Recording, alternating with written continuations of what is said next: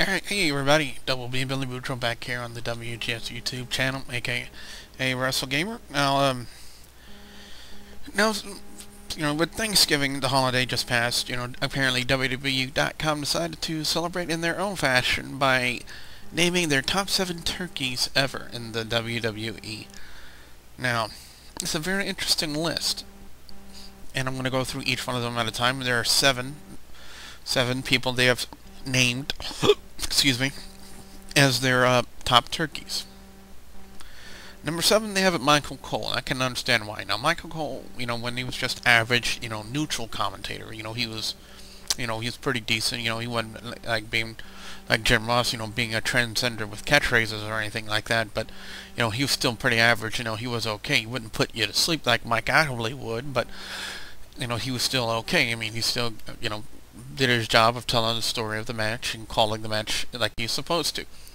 Now they put him with a heel gimmick, and I think he's just trying way too hard in the heel gimmick area, to try to sell the fact, he's trying to, like, he's been doing it for nearly, I think, about 2 years now, or a year, where he's trying to oversell the fact that he's a heel, and I really don't think that he should have.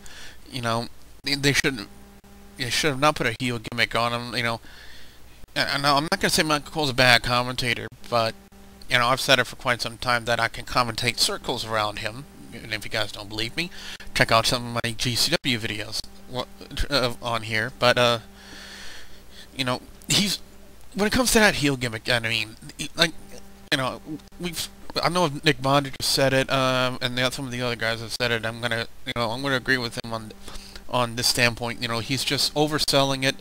He's trying too hard to, tell the audience that, hey, I'm a bad guy, boo me.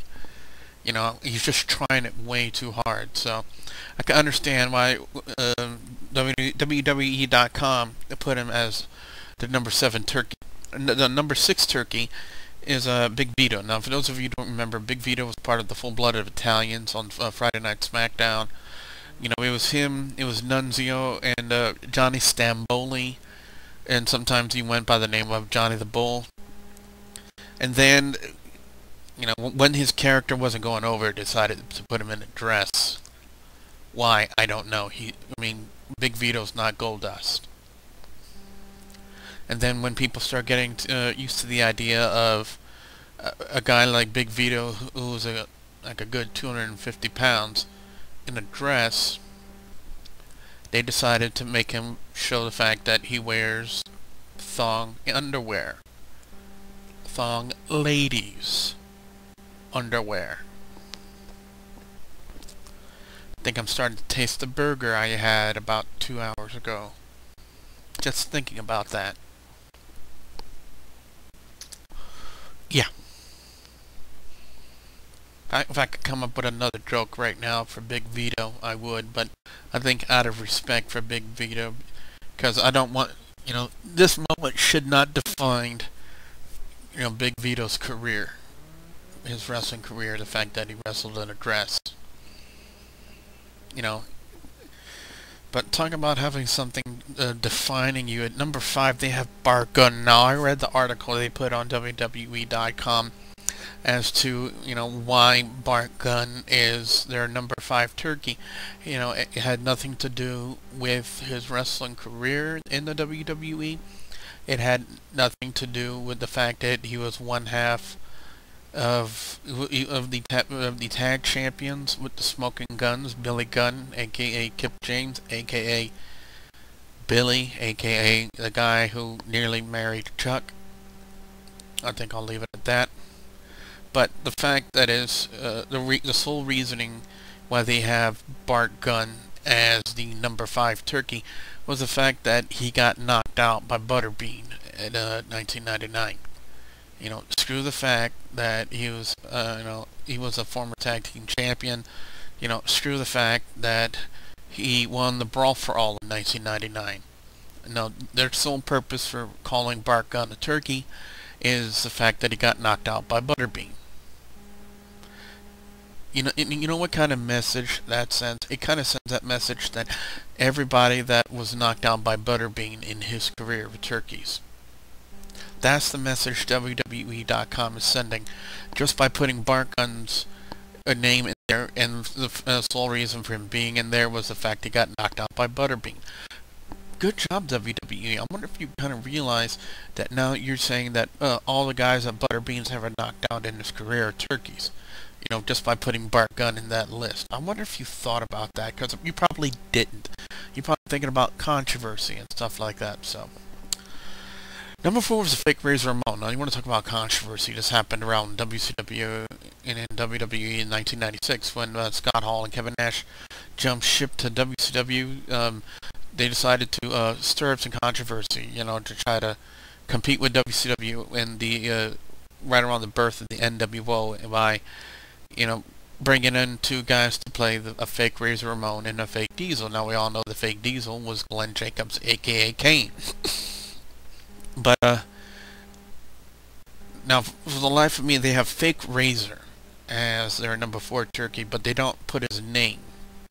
And now, for the longest time, I always thought that the fake Razor Ramon was Chris Kanyon, because they kind of had the same build, the same likeness, you know, the same facial attributes, if you kind of know what I mean. The dude looked like Chris Kanyon. But, I think it was the Studying Man Ashley who told me that he looked it up on Wikipedia, and I can't remember what the guy's name was for the life of me at this point in time, but I'm pretty sure that whoever's watching this video will pop up their name in the comments section below as to who the fake Razor Ramon was, because he looked so much like Chris Kanyon, but I've been told it's not. But that's the whole reason, you know, the gimmick, you know, when they put the fake Razor Ramon and Glenn Jacobs as a fake Diesel, the gimmick just kind of died. Yeah. It just kind of died.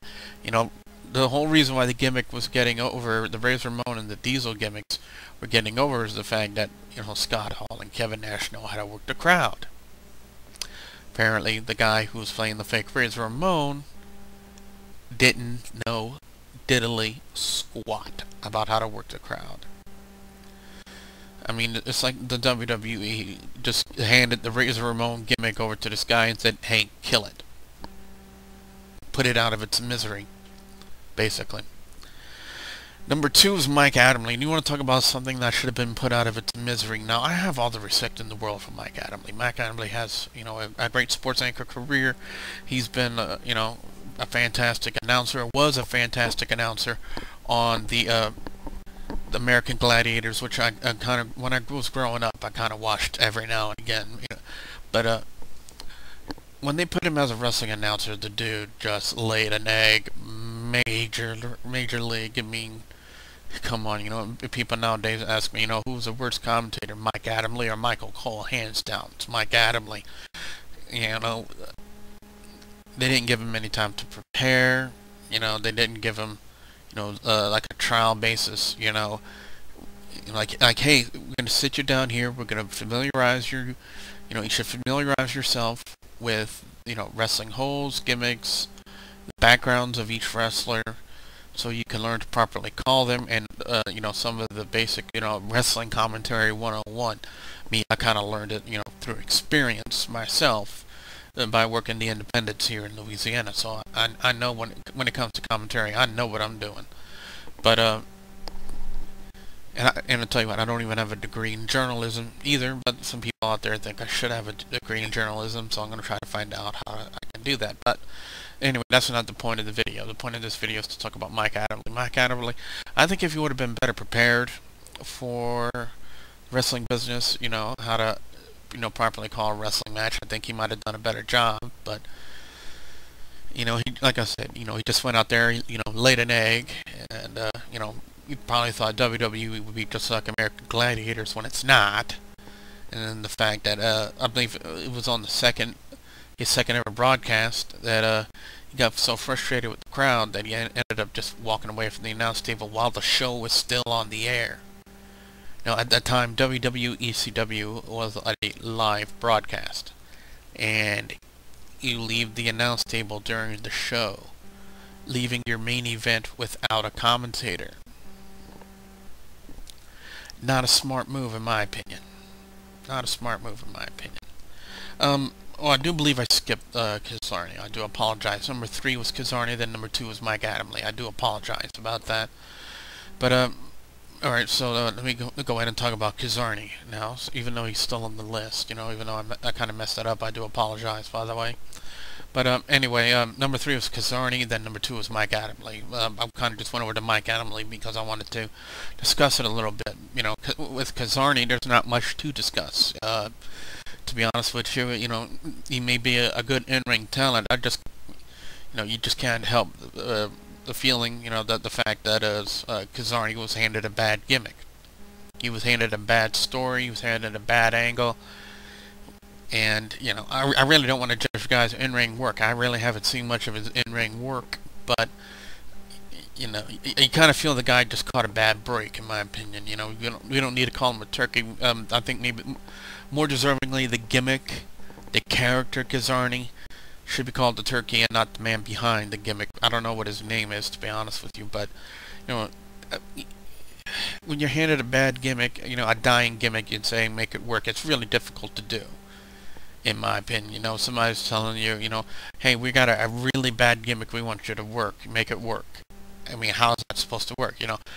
How are you supposed to get over on a crowd if you have a very bad gimmick? I mean, they tried really hard, and I know the guy tried really hard through all the vignettes that they had him doing as Kazarni, as this carnival guy, and the poor bastard, just couldn't get over on the crowd, just couldn't get over on the wrestling universe, as pass him off as a carnival guy, and I just feel sorry for him. I really don't say, like I said, I don't think the guy himself deserves to be called a turkey. I think it's more along the lines of the character, Kazarni, deserves to be called a turkey, because it was just, like I said, the guy comes in and WWE hands him a lame gimmick and they expect it to work when it's not going to work. So, the number 1 top turkey according to WWE.com, without a doubt, the gobbledygooker. Why? He's a guy in a turkey suit. That's it. He's a guy in a turkey suit. So he's got to be the top turkey. Think about that, guys. The top turkey.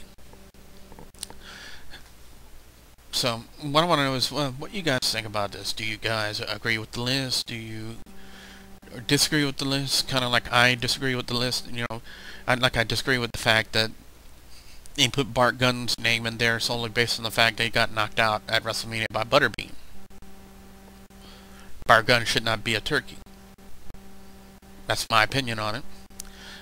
What I would like to know is, you guys have heard my opinion. What I want to know is, I want to hear what you have to say about, WWE's top 7 turkeys from WWE.com. Put your comments in the comment section below. And with that being said, I'm Double B Billy Boudreaux. Thank you very much for watching.